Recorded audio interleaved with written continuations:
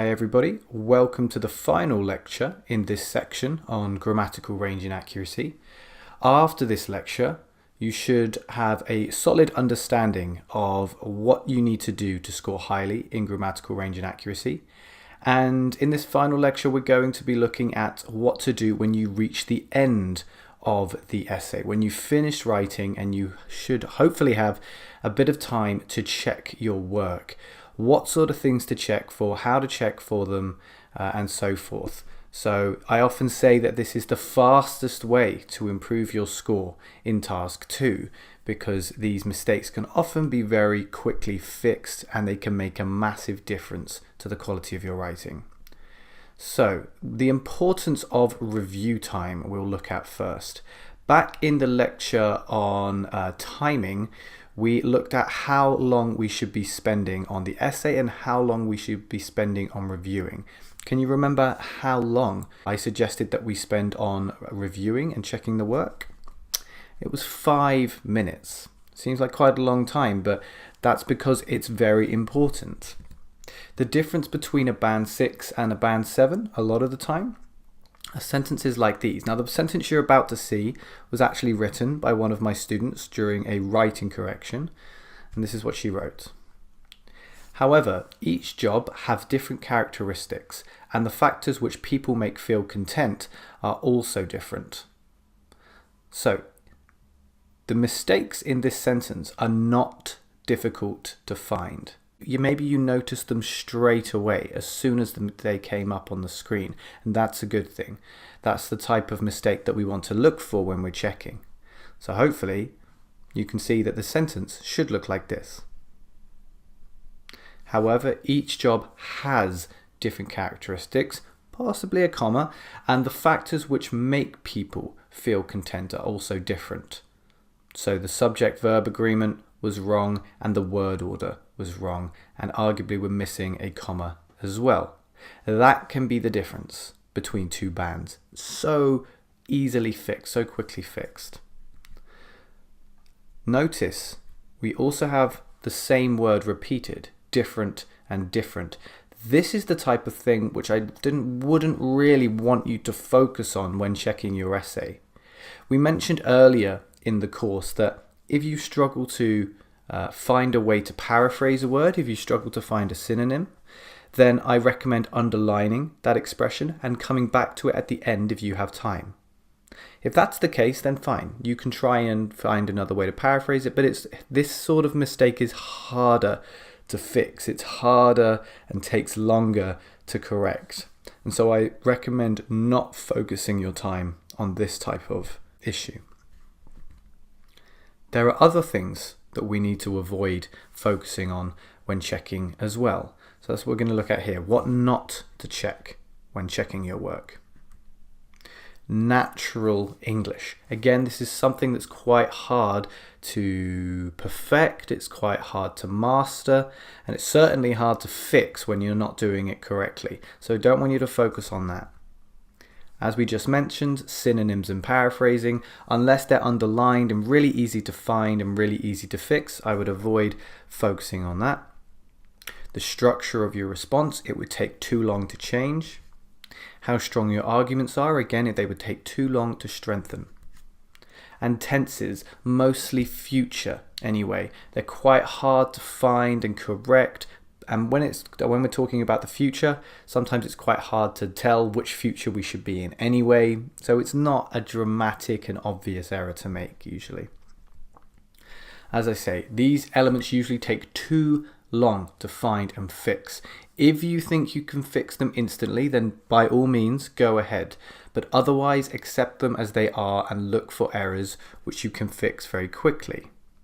Small, easily fixable grammar or punctuation errors, this is what you want to focus on. And that's what we're going to look at here. What to check when checking your work.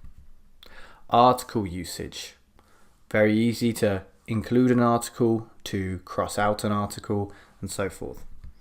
Singular, plural, / countable, uncountable forms. Again, a lot of the time it's just about including an S on the end of a word. Prepositions. Maybe not so easy to notice, but certainly easy to correct. punctuation, things like apostrophes, missing unnecessary commas, capital letters. Go back to the lecture on punctuation if you feel like you need a little bit more help in this regard. Subject-verb agreements. This is the difference between he have and he has. Spelling mistakes. Again, sometimes hard to find because you've made the mistake in the first place, but when you're checking it again, you may be more focused and you may notice what's gone wrong. And again, these are the type of mistakes that can be corrected very quickly. You just cross out a letter, add a letter, and so forth. Word class or word formation issues, and word order or missing word issues. Quite quickly you can add a word in or switch them around with some arrows. The above elements can usually be very quickly fixed, meaning you can fix many things in a short amount of time. This is much more likely to boost your score than dwelling on long and difficult to correct mistakes. So here we have an exercise where I want you to think about checking the paragraph to see if you can find all of the mistakes. Now, every mistake that I want you to focus on is of the type listed on the previous slide on what to check when checking. So here's the paragraph. So I want you to pause the video here, see if you can find all the mistakes, and come back when you're ready.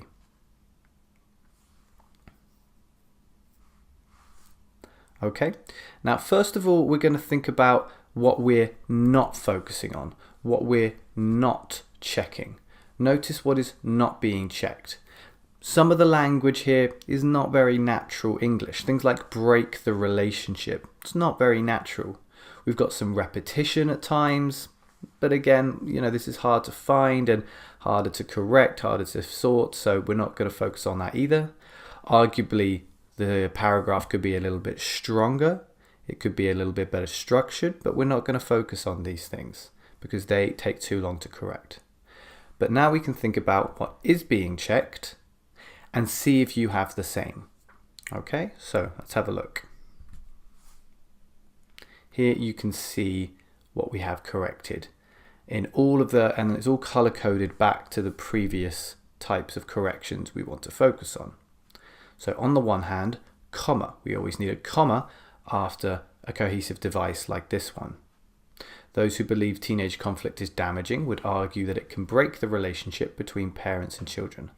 This happen becomes this happens, subject-verb agreement, because during conflict, here we're looking at an uncountable form of the word conflict, hurtful words can be thrown about, which can cause tension, spelling mistake there, we needed an S, animosity and distrust.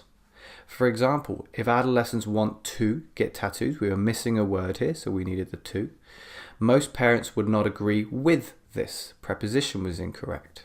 And the article, inevitable conflict, might lead teenagers, again, you've got this countable, uncountable noun, and it's also a case of word formation as well. We had teenage, the adjective, we need teenager, teenagers, the noun, to get the tattoos made behind their parents' backs. Notice that punctuation issue, parents needed to be possessive, so we added an apostrophe. In contrast, these lies, again, that singular plural issue, we had a this, it needs to be a plural, so these lies, might be avoided if parents are, so again, subject-verb agreement, willing to have discussions with their children. Children is already in the plural form, so we don't add an S. As a result, family members will feel satisfied and trust will be built. Trust, uncountable, so we don't use an article. Okay, those are the types of things I want you to look for at the end of your essay. That will enable your score to be boosted from, I don't know, like a band 5, 5.5 or 6, potentially not just half a band, but maybe even a whole band up towards a 7 or more. So, I hope this section of the course has been useful for you and you now feel you have a better understanding and command of grammatical range and accuracy. See if you can take it into your next exam. And in the next section, we're going to conclude everything we've thought about here with just a few more tips and bits and pieces of advice. So I'll see you in the next section.